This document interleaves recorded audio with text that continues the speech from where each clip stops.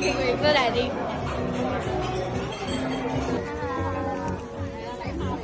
咁樣嘛可以同埋一個縮低，一個企高，一個縮。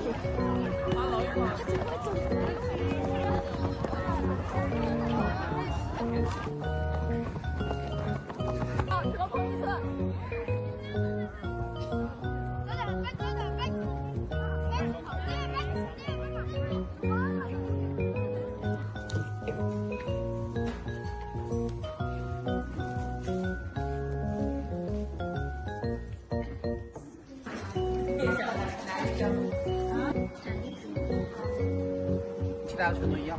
我再来做一遍啊，让他们祝福注意。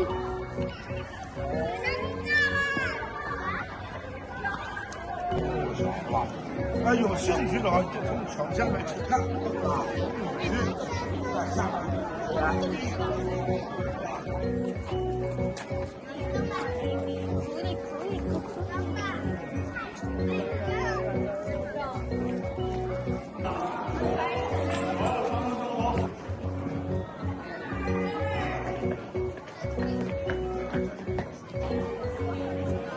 今日我去咗故宮咧，睇咗皇帝住嘅地方啦，皇帝嘅辦公室啦，大部分嘢咧全部都係用黃金做嘅，金光閃閃，好壯觀，好有氣派咯。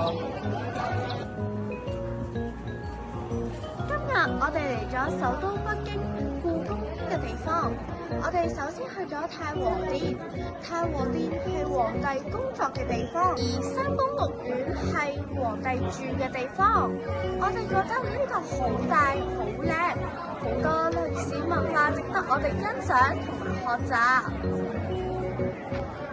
呢度係北京嘅故宮，呢度嘅建築物好有氣派同埋壯觀。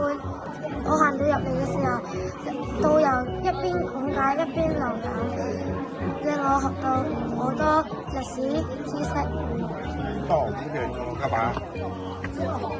要自習，提着燈籠，天還沒亮，3點鐘，自己提着燈籠來，要自學，要學習。啊，你想想，你們8點鐘上學，你們還起不來的是吧？人家3點鐘就要上學。